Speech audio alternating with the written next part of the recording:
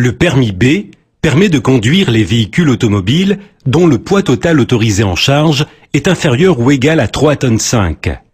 Le véhicule peut être affecté au transport de marchandises ou bien au transport de personnes. Dans ce cas, le véhicule ne doit pas comporter plus de 8 places assises destinées aux passagers. Il est possible de conduire un véhicule tractant une remorque à condition que le poids total autorisé en charge de celle-ci soit inférieur ou égal à 750 kg. Si le poids de la remorque est supérieur, le permis EB est exigé. L'épreuve pratique du permis B peut être passée sur un véhicule équipé d'un système d'embrayage automatique, mais le permis délivré sera valable uniquement pour les véhicules munis de ce système. De même, un permis délivré pour un véhicule aménagé de façon à tenir compte du handicap du conducteur n'est valable que pour ce type de véhicule.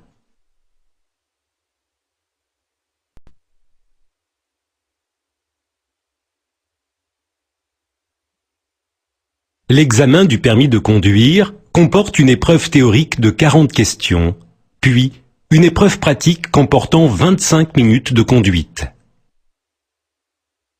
L'épreuve théorique vérifie la connaissance des règlements et des comportements relatifs à la circulation, la conduite du véhicule et le comportement du conducteur. Chaque question est composée d'une photo prise depuis le poste de conduite et d'un questionnaire à choix multiples. S'il existe plusieurs bonnes réponses possibles, il faudra toutes les cocher pour réussir la question. Réussir l'épreuve théorique impose de répondre correctement à au moins 35 des 40 questions posées. Lors de l'épreuve pratique, le candidat devra effectuer des vérifications à l'intérieur et à l'extérieur du véhicule, exécuter un parcours urbain et réussir une première manœuvre, puis un parcours routier ou autoroutier assorti d'une seconde manœuvre.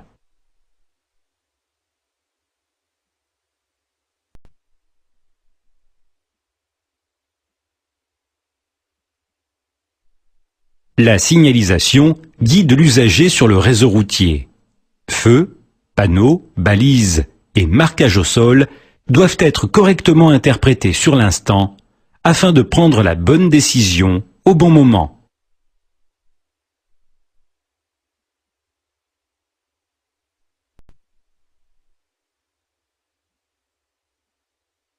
Les feux règlent la circulation des usagers. Si tout le monde passe en même temps, c'est l'accident. Les feux règlent également l'affectation des voies. Autre application de la signalisation lumineuse, les feux clignotants attirent l'attention du conducteur sur une information, une obligation ou un danger. Les feux tricolores règlent la circulation lors des intersections. Ces feux sont implantés à droite de la chaussée et parfois répétés à gauche ou au-dessus de la chaussée. Lorsque l'existence d'un feu risque de surprendre les usagers, le feu tricolore est annoncé par ce panneau.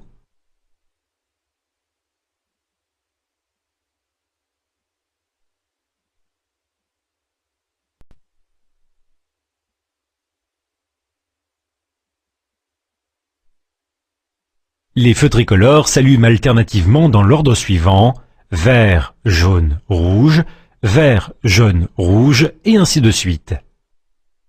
Le feu vert donne l'autorisation de passer si l'intersection est libre. En effet, il est interdit de s'engager dans une intersection si la circulation ne permet pas d'en sortir avant que le feu passe de nouveau au rouge. Le feu jaune ordonne de s'arrêter. Le franchissement du feu est toléré si l'arrêt du véhicule risque de provoquer un accident ou une perte de contrôle du véhicule. Le feu rouge signifie interdiction de passer. Attention, vous devez arrêter le véhicule avant l'aplomb du feu ou le marquage au sol existant. Passage piéton ou ligne d'effet du feu par exemple. Sous un feu tricolore fonctionnant normalement, vous verrez parfois une flèche lumineuse jaune qui s'allume lorsque le feu est au rouge. Cette flèche autorise à circuler en dépit du feu rouge, mais à vitesse réduite et uniquement dans la direction indiquée par la flèche. Attention, cette flèche ne vous donne pas la priorité et il faut céder le passage aux piétons et aux autres usagers. À certains carrefours, sachez que les feux tricolores ne sont pas ronds, mais en forme de flèche. La forme des flèches lumineuses reprend celle des flèches marquées au sol. Vous devez tenir compte du groupe de feu correspondant à la voie sur laquelle vous circulez.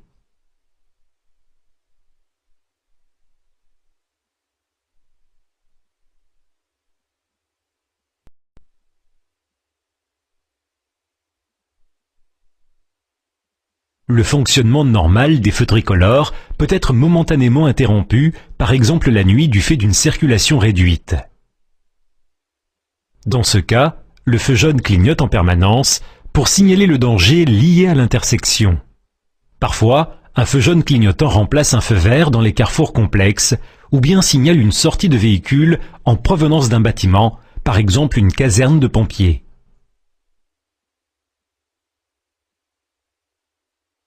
Un feu jaune clignotant donne l'autorisation de circuler à allure réduite si la voie est libre. Vous devez ralentir et franchir l'intersection en tenant compte des panneaux de priorité ou à défaut, appliquer la règle de la priorité à droite. Pour s'assurer qu'un feu tricolore est éteint et que ce n'est pas l'ampoule qui est grillée, vérifiez que le petit feu inférieur est lui aussi éteint. Les feux tricolores sont parfois associés à un panneau. Lorsque le feu fonctionne, ne tenez pas compte du panneau.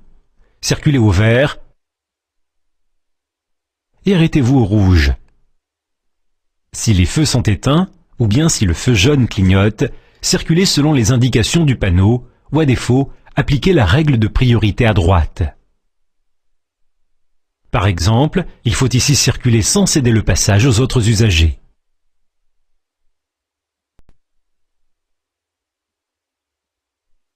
Les feux d'affectation des voies situées au-dessus de la chaussée ouvrent ou ferment les voies à la circulation selon que le feu est rouge ou vert. Si le nombre de voies disponibles diminue, les conducteurs sont prévenus par une flèche jaune inclinée vers la droite. Les postes de péage utilisent une croix rouge ou une flèche verte pour signaler les postes ouverts ou fermés. Ils utilisent aussi des feux bicolores. Le feu rouge demande au conducteur de s'arrêter et le feu blanc ou vert autorise le passage.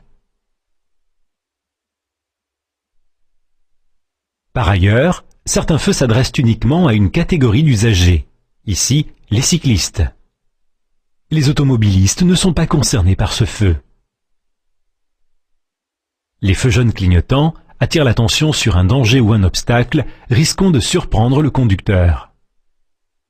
Ces feux peuvent être associés à un panneau ou bien implantés à droite de la chaussée, par exemple à proximité d'un passage piéton. Quant au feu rouge clignotant, il renforce l'interdiction de passer. Il faut attendre l'extinction du feu pour repartir. Vous trouverez ce type de feu lors des passages à niveau ou à la traversée d'une aire de danger aérien.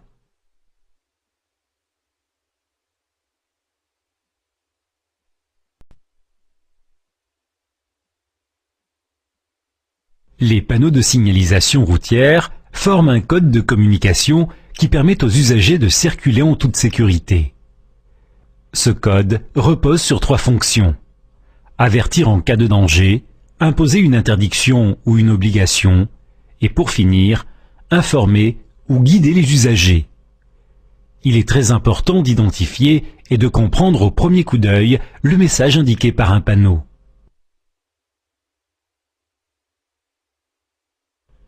La forme et la couleur indiquent la fonction du panneau. Cette première indication est précisée par un symbole. Si nécessaire, un panonceau blanc fixé sous le panneau fournit des indications complémentaires. Par exemple, ce panneau rond donne un ordre. Le cercle rouge est spécifique d'une interdiction. La barre oblique rouge sur fond bleu indique que l'interdiction concerne le stationnement. Et pour finir, le panonceau indique la raison de cette interdiction de stationner, à savoir l'éventualité d'un éboulement. Ce panneau triangulaire signale un danger. Le symbole indique la nature du danger, ici une intersection, et précise la conduite à tenir. La route principale est prioritaire. Le panonceau indique que le conducteur doit s'attendre à plusieurs intersections lors des prochains 5 km.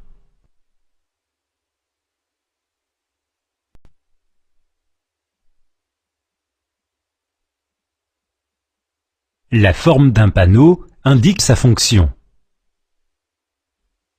Le triangle avertit d'un danger. En agglomération, les panneaux de danger sont généralement placés environ 50 mètres avant le risque signalé. Alors qu'en race campagne, ils sont placés 150 mètres avant le danger potentiel. Par exception, le panneau « Circulation dans les deux sens » est toujours implanté au niveau même du danger. Le rond indique une interdiction ou une obligation qu'il faudra impérativement respecter. Le carré informe les usagers. Il donne des indications utiles concernant la conduite ou l'existence d'installations. Les panneaux relatifs aux installations, par exemple un parking, sont placés à proximité de celle-ci. De même, les panneaux indiquant la position d'un danger signalé auparavant sont placés au niveau du danger. Le rectangle guide l'usager. Un rectangle fléché indique une direction, tandis qu'un rectangle non fléché identifie un lieu ou un bâtiment.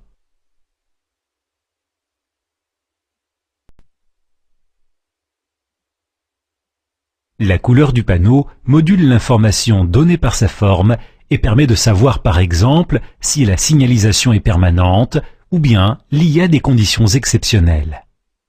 Lorsque la signalisation est temporaire, les panneaux sont jaunes. Ainsi, un danger peut être permanent, le triangle est blanc, ou bien temporaire, auquel cas le triangle est jaune. Au sein des panneaux donnant un ordre, la couleur permet de distinguer les interdictions, cerclées de rouge, des obligations, signalées sur fond bleu. Pour signaler la fin d'une interdiction, le cercle rouge est remplacé par une barre oblique noire. En revanche, la fin d'une obligation est signalée par une barre oblique rouge. Les indications concernant la conduite possèdent un fond bleu, comme les obligations. Attention de ne pas les confondre. Un carré est une indication.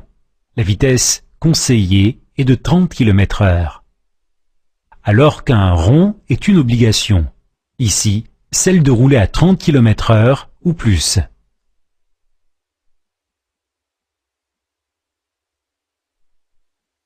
Les panneaux indiquant des installations ne portent pas à confusion car ils sont blancs cerclés de bleu. Les panneaux guidant les usagers utilisent aussi un code couleur. Les liaisons autoroutières possèdent un fond bleu alors que la direction des grandes agglomérations est indiquée sur fond vert.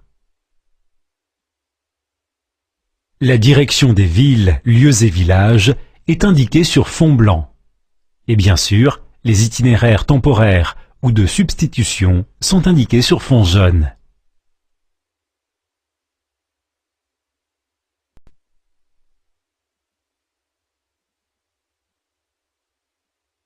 Les symboles précisent le sens du panneau.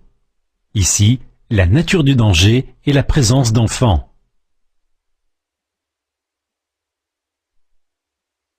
Les symboles décrivent aussi quelle catégorie d'usagers est concernée par le panneau. Par exemple, ce panneau interdit de dépasser un véhicule motorisé. Cette interdiction est valable pour les voitures comme pour les camions. Alors qu'ici, le symbole est différent et l'interdiction concerne uniquement les camions. Les voitures sont autorisées à effectuer un dépassement, mais pas les camions.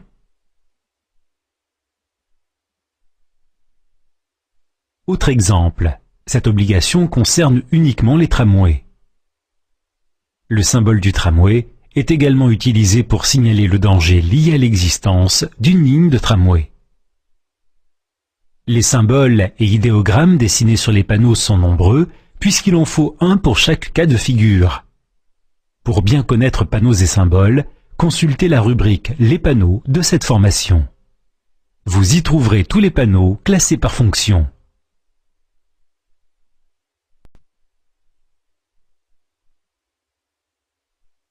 Les panonceaux d'identification désignant une autoroute, une route, un échangeur ou une installation sont toujours placés au-dessus du panneau faisant référence à l'objet désigné. En revanche, les panonceaux dont le fond est blanc et qui sont placés sous le panneau complètent ou modulent l'information donnée. Ce panonceau directionnel indique quelle voie est concernée par le panneau. Les autres voies ne sont pas concernées par cette limitation de vitesse. Les panonceaux de distance indiquent le commencement d'une zone dangereuse ou d'une interdiction. Ils indiquent aussi à quelle distance se situe un aménagement ou un danger. Les panonceaux d'étendue, reconnaissables aux deux flèches verticales, précisent la portée d'une zone dangereuse ou d'une interdiction. Le risque d'éboulement s'étend sur 1000 mètres. Les panonceaux d'indication complètent l'information. La nature du second danger est un tunnel. Quant aux interdictions de stationnement, la flèche vers le haut confirme le début de l'interdiction qui porte ici sur les 20 prochains mètres. Lorsqu'un panonceau est commun à plusieurs panneaux, il est placé sous les panneaux concernés. Les panonceaux de catégorie indiquent à quel type d'usager s'adresse le panneau. Par exemple, cette interdiction concerne tous les véhicules, tandis que celle-ci concerne uniquement les véhicules de transport de marchandises dont le poids total est supérieur à 3,5 tonnes. C'est aussi un panonceau qui signale l'existence d'une dérogation pour certains usagers.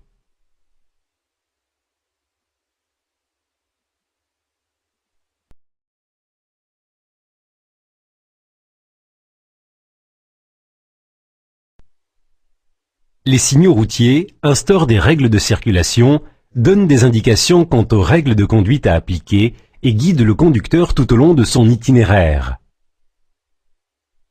Les signaux relatifs au stationnement, ainsi qu'aux intersections et priorités, seront abordés dans la section conduite de cette formation. Pour l'instant, nous allons nous concentrer sur les panneaux signalant danger, interdiction, ainsi qu'aux obligations, indications routières et aux panneaux de localisation ou de direction.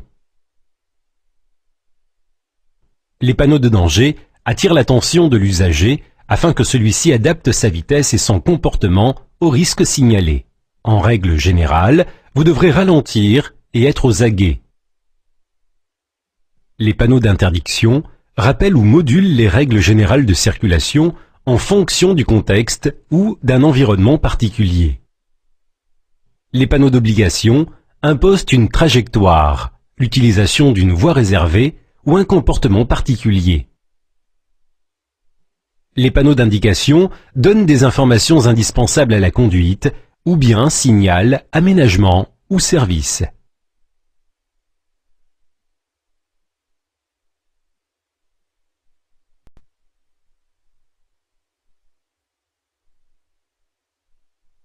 En agglomération, les dangers sont signalés 50 mètres avant le risque potentiel. Hors agglomération, les panneaux sont implantés 150 mètres avant le danger signalé. Lorsque ces distances générales sont incompatibles avec l'environnement, la distance du risque est précisée par un panonceau. Si la zone dangereuse est étendue, cela est également précisé. Les virages importants ou inattendus exigent de ralentir l'allure, qu'il s'agisse d'un virage à gauche ou à droite, ou bien d'une série de virages dont le premier est à droite ou à gauche. Le rétrécissement d'une voie est également un danger potentiel. Cette réduction peut s'effectuer sur la gauche, sur la droite. Le panneau signalant le début d'une circulation à double sens fait exception à la règle générale puisqu'il est implanté au niveau du risque, à moins d'être complété par un panonceau de distance. Quant à l'état de la route, notez l'existence de cassis, c'est-à-dire un creux, ou de dos d'âne, donc une bosse sur la chaussée. Dans le même ordre d'idées, attention aux passages piétons surélevés et aux ralentisseurs. Et bien sûr, aux descentes dangereuses. La dénivellation, indiquée en pourcentage, est ici de 6 mètres pour 100 mètres parcourus. La présence d'autres usagers, enfants, animaux, cyclistes, ou encore l'existence d'un passage à niveau ou d'une ligne de tramway sont également des dangers potentiels qu'il est important d'identifier. Autres risques particuliers: chaussée glissante, vent violent risquant de déporter le véhicule, chute de pierre. Et pour finir, souvenez-vous que le point d'exclamation signale un danger particulier, généralement précisé par un panonceau.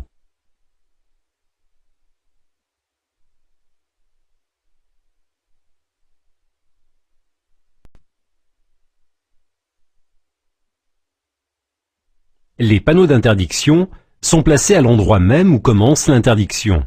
L'interdiction s'applique donc à partir du panneau et est valable jusqu'à la prochaine intersection.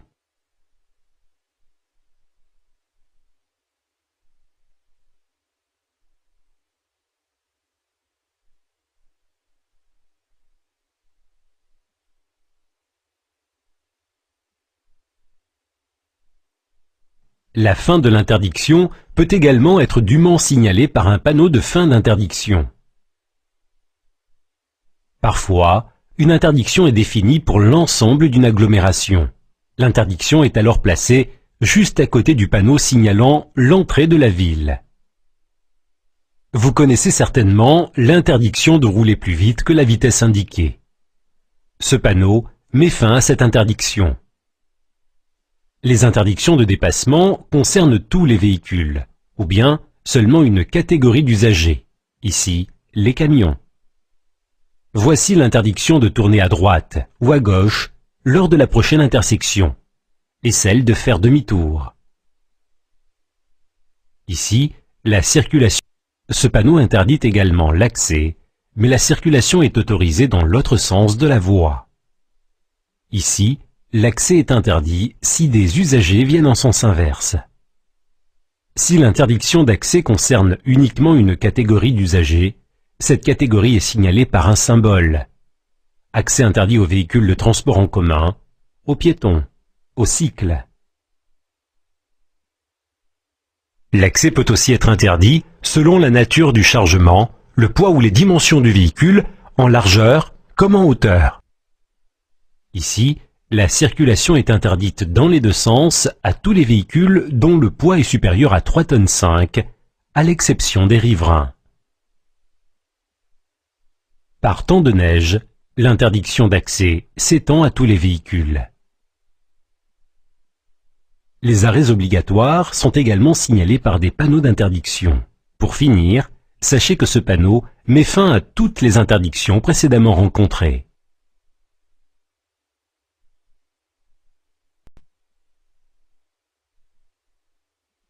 Les panneaux d'obligation sont ronds et possèdent un fond bleu.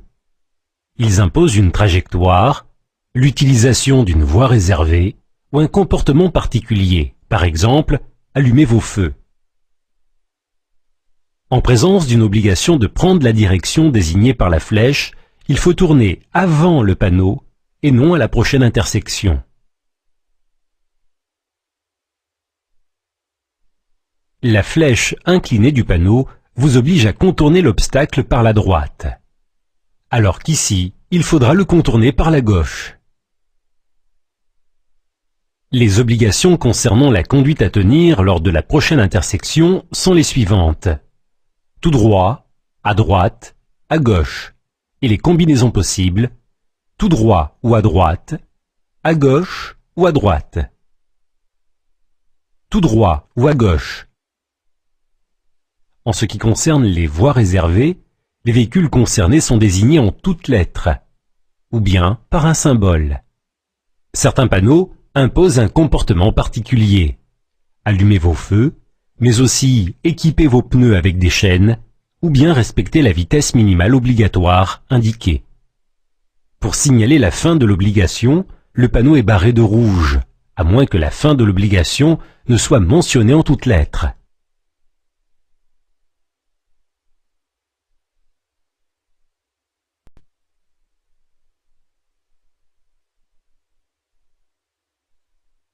Les panneaux d'indication sur fond bleu concernent la conduite. Un triangle blanc contenant un symbole désigne les dangers précédemment signalés, par exemple l'existence de passages piétons ou de ralentisseurs. Les panneaux d'indication signalent les emplacements réservés à l'arrêt ou au stationnement. Arrêt d'urgence, arrêt de bus, parc de stationnement. Ils peuvent aussi conseiller une vitesse de circulation. Ce conseil est valable jusqu'à ce que ce panneau y mette fin. Ces panneaux précisent le nombre de voies affectées à chaque sens de circulation. Ici, une seule des 3 voies est dédiée à la circulation venant en sens contraire. Parfois, un symbole est placé sur les flèches symbolisant les voies afin de signaler des conditions particulières. Toute réduction du nombre de voies affectées à un sens de circulation est indiquée suivant le même code visuel. Autres indications à connaître, celles qui signalent une chaussée à sens de circulation unique, ou bien la priorité par rapport à la circulation venant en sens inverse. Sans oublier présignalisation et signalisation d'une impasse. Lorsque le fond du panneau est blanc, les indications indiquent la proximité d'un service ou d'un aménagement. Cabine téléphonique, poste de secours.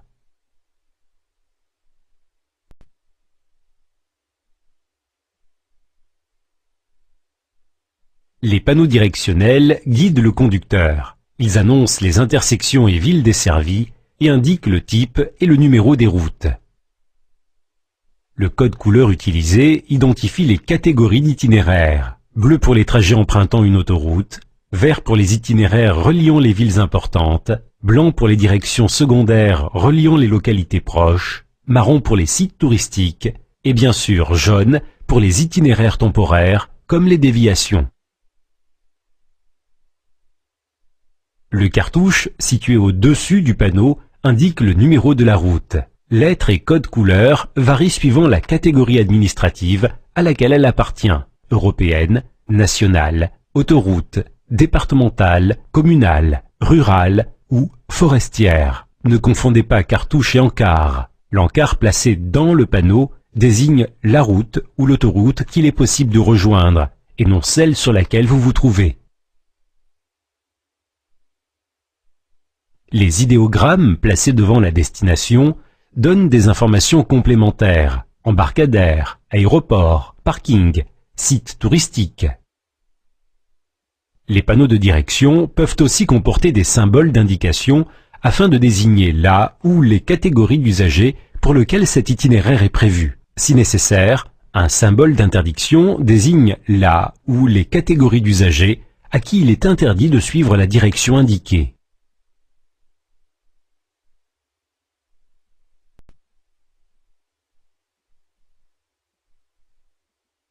Pour ne pas surprendre le conducteur, les panneaux de présignalisation précisent les directions desservies par la prochaine intersection. C'est ici qu'il faut prendre la bonne décision quant à l'itinéraire. Au niveau de l'intersection, les panneaux de position indiquent la route à suivre. Le conducteur tourne devant le panneau. Après l'intersection, un panneau confirme la direction prise par le conducteur. La présignalisation est complétée par un schéma dans le cas d'un carrefour complexe, à sens giratoire ou avec voie de stockage. Si nécessaire, elle précise les voies affectées à la direction mentionnée. Sur les voies rapides et les autoroutes, un panneau annonce à quelle distance se trouve le prochain échangeur et indique les voies affectées à chaque direction, y compris la sortie. Le conducteur doit se placer sur la voie correspondant à la direction choisie. La signalisation avancée identifie la direction correspondant à la voie retenue. Passé ce point de divergence, le conducteur ne peut plus changer de voie. Après la bifurcation ou la sortie, un panneau confirme la direction prise par le conducteur.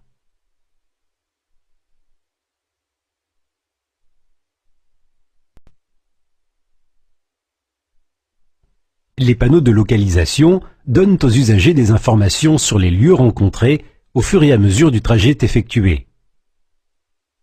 Ces panneaux à fond bleu marquent les limites administratives, par exemple l'entrée dans un département ou une région. La sortie est signalée par le même panneau, barré de rouge. Les panneaux d'entrée et de sortie d'agglomération possèdent un fond blanc et un cartouche identifie la route sur laquelle est situé le panneau. Attention, sauf indication contraire, l'entrée au sein d'une agglomération impose des règles de conduite particulières. Vitesse limitée à 50 km/h et interdiction de klaxonner. Parfois, un panneau proche de celui signalant l'entrée de la ville définit des règles supplémentaires, par exemple une interdiction d'accès, de vitesse, de stationnement. Le panneau matérialisant la sortie de l'agglomération met fin aux règles annoncées à l'entrée de la ville et marque le retour aux règles générales de circulation. Les autres lieux sont rapidement identifiables grâce à un code couleur, noir pour les lieux-dits et les cours d'eau, bleu pour les aires de repos autoroutières, marron pour les parcs ou réserves naturelles.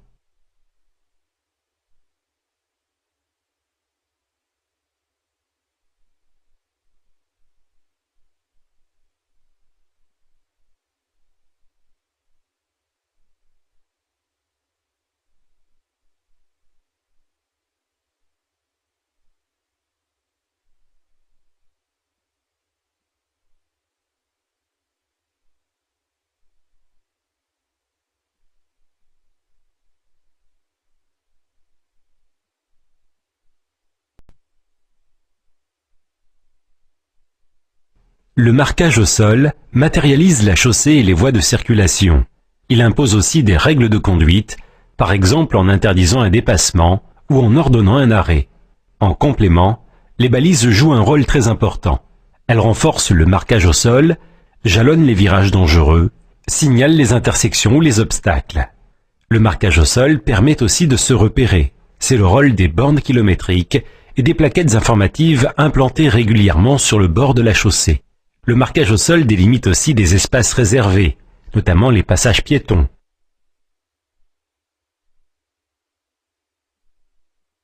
Lorsque le contexte exige de modifier le tracé des voies de circulation, le marquage au sol temporaire, de couleur jaune, guide l'usager.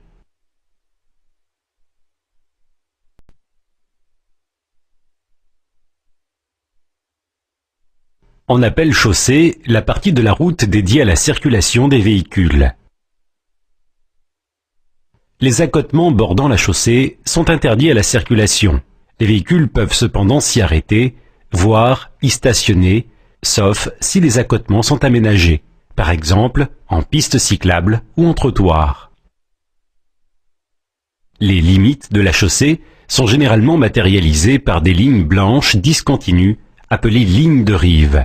Ces lignes sont constituées d'une succession de traits de 3 mètres, espacés entre eux de 3,50 m. La règle générale compte 2 exceptions. Lorsqu'elles annoncent une intersection, les traits des lignes de rive mesurent 20 mètres et sont alors espacés de 6 mètres.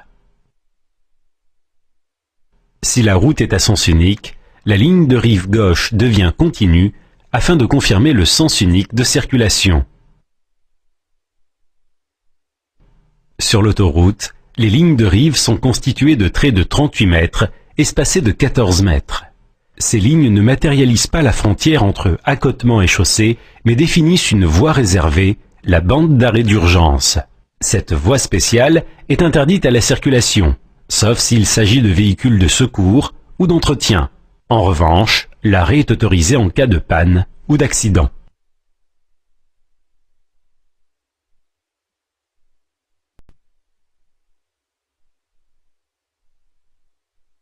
Lorsque le contexte l'exige, la chaussée est séparée en différentes voies de circulation par un marquage longitudinal blanc.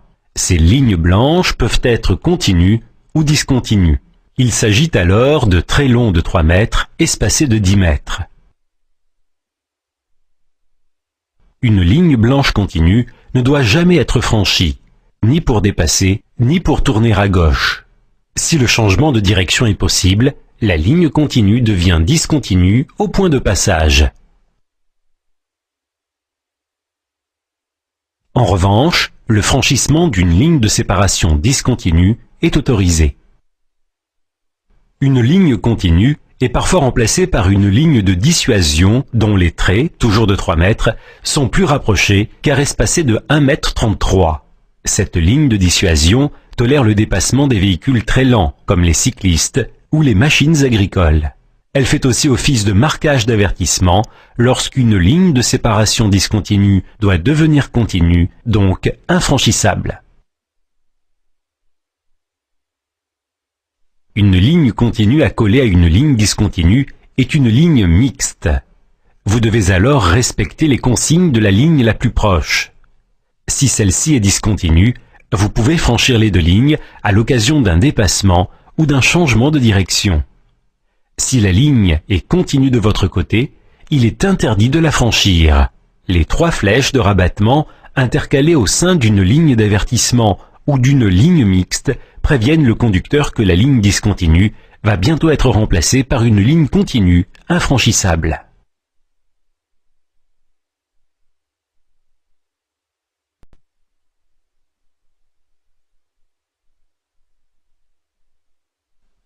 Lorsque le nombre de voies d'une route diminue, des flèches de rabattement incurvées sont dessinées au milieu de la voie amenée à disparaître.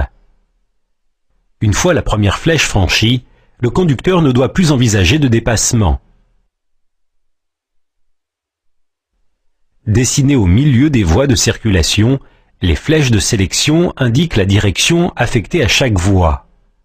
Contrairement aux flèches de rabattement, ces flèches de sélection sont droites ou cassées. Le conducteur doit se placer dans la bonne voie dès la première flèche. Ensuite, il est interdit de changer de voie, même si le marquage longitudinal est discontinu.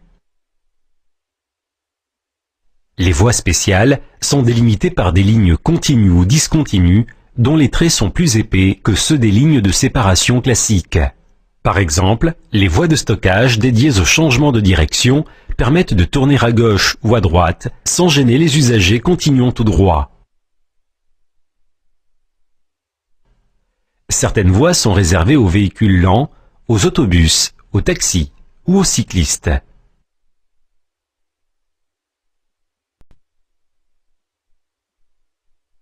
Le marquage longitudinal délimite la chaussée et les voies de circulation. Le marquage transversal indique l'endroit précis où le conducteur doit s'arrêter ou céder le passage. Il indique également à quel endroit de la chaussée les piétons ou les usagers disposant d'une voie réservée doivent traverser. Le marquage au sol délimite aussi des espaces réservés comme les arrêts de bus. Contrairement aux arrêts de bus, les zébras sont interdites à la circulation. Un damier rouge et blanc identifie les voies de détresse destinées aux véhicules dont les freins sont défaillants.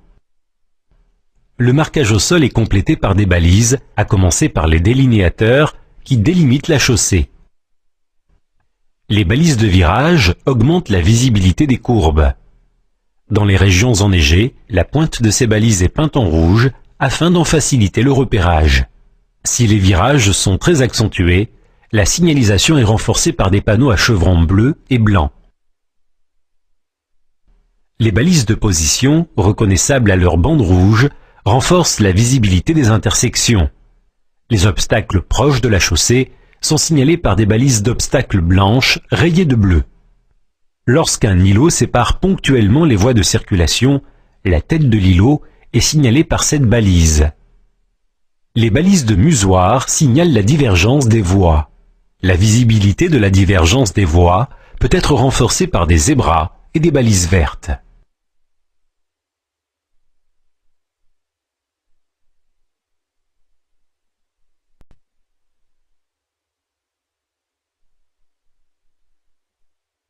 Certains obstacles ou dangers sont temporaires, de même que les travaux de réfection ou de modification du réseau routier. Les usagers sont avertis de la gêne ou du danger occasionné par une signalisation spécifique. Les panneaux de couleur jaune signalent les dangers temporaires, qu'ils soient liés à l'activité humaine ou d'origine naturelle. Les obstacles temporaires sont désignés par des balises de position rouge et blanche. Un marquage au sol temporaire, également de couleur jaune, jalonne toute modification de la circulation habituelle. Il faut toujours tenir compte du marquage jaune, même si le marquage initial blanc n'est pas effacé. Il arrive que l'importance d'un obstacle ou des travaux effectués réduise le nombre de voies ou de chaussées ouvertes à la circulation, d'où la mise en place d'une voie temporaire ou d'une circulation alternée.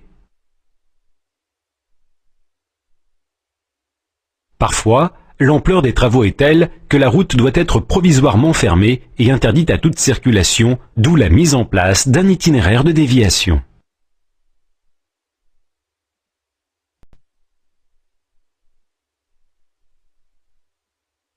Les panneaux signalant un danger temporaire sont facilement reconnaissables. Le triangle est synonyme de danger et le jaune est le code couleur associé au caractère temporaire. Le pictogramme dessiné sur le panneau identifie la nature du danger, des travaux, l'existence d'un bouchon ou d'un accident. Ce panneau annonce la présence de feux réglant temporairement la circulation. Les instructions données par ces feux ont priorité sur la signalisation habituelle. La plupart du temps, c'est un feu jaune clignotant qui fait office de feu vert. Toute réduction de la chaussée est potentiellement dangereuse. Cette réduction peut s'effectuer des deux côtés, ou bien unilatéralement, par la droite ou par la gauche.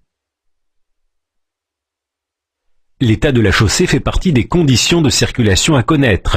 Cassis ou dodane, chaussée glissante, présence de gravillon. En absence de panneau comportant le pictogramme approprié, celui-ci est remplacé par un point d'exclamation et la nature du danger est souvent précisée par un panonceau, également de couleur jaune. Parfois, les obstacles sont uniquement signalés par des balises de position rouge et blanche. Les balises coniques sont souvent utilisées lorsqu'un véhicule est immobilisé sur la chaussée ou sur la bande d'arrêt d'urgence.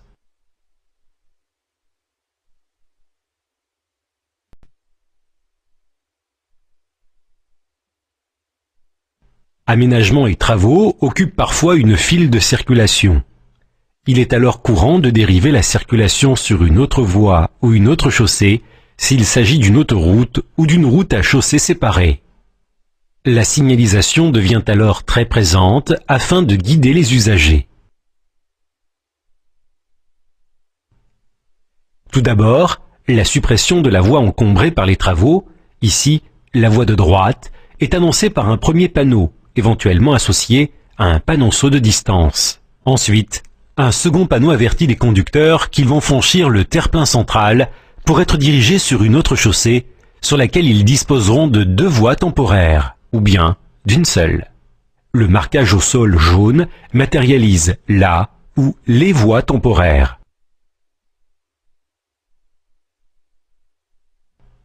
Cette signalisation est renforcée par des balises de position rouge et blanche, ainsi que par des panneaux d'obligation. Si nécessaire, des balises jaunes renforcent le marquage longitudinal temporaire.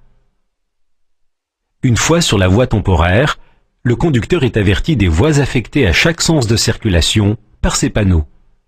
Attention, certaines voies peuvent être interdites à certains usagers. Dans ce cas, une interdiction d'accès est dessinée sur la voie concernée.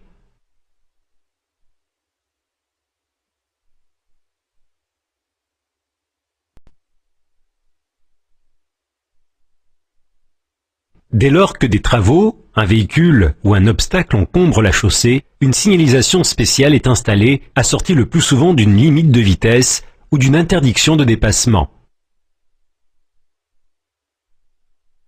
Si l'encombrement est tel qu'une seule voie est disponible, la circulation doit être alternée afin de maintenir les deux sens du trafic en toute sécurité. Le conducteur est averti par ce panneau, souvent associé à des panneaux de danger. Selon la durée des travaux, la circulation est réglée par des feux provisoires ou bien par le personnel autorisé. Dans ce cas, la personne montre un panneau mobile. La face verte du panneau autorise l'accès, tandis que la face rouge interdit la circulation. S'il s'agit d'un feu tricolore, sachez que le feu orange clignotant fait office de feu vert. La zone à éviter est désignée par des balises de position. L'étendue du chantier est désigné par des barrières de début et de fin de chantier.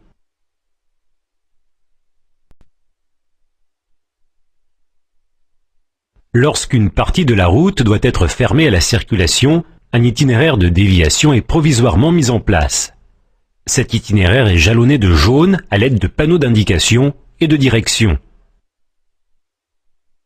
Le conducteur est averti qu'il devra quitter l'itinéraire normal par un panneau de présignalisation de la déviation, généralement assorti d'indications de distance. Ensuite, un autre panneau annonce l'itinéraire de déviation et indique la ville visée par ce trajet. La bifurcation induite par la déviation est signalée par les balises de position, la plupart du temps assorties de panneaux interdisant l'accès à la route normale. Une fois engagé sur l'itinéraire de déviation, le conducteur est guidé par des panneaux de direction jaune à chaque intersection ou carrefour. Lorsqu'une déviation concerne uniquement certains usagers, des symboles d'interdiction ou d'obligation sont dessinés sur les panneaux de présignalisation ainsi que sur les panneaux directionnels. Les pictogrammes permettent d'identifier les usagers concernés par la déviation. Lorsque plusieurs itinéraires temporaires se chevauchent, ils sont identifiés par une lettre ou une abréviation.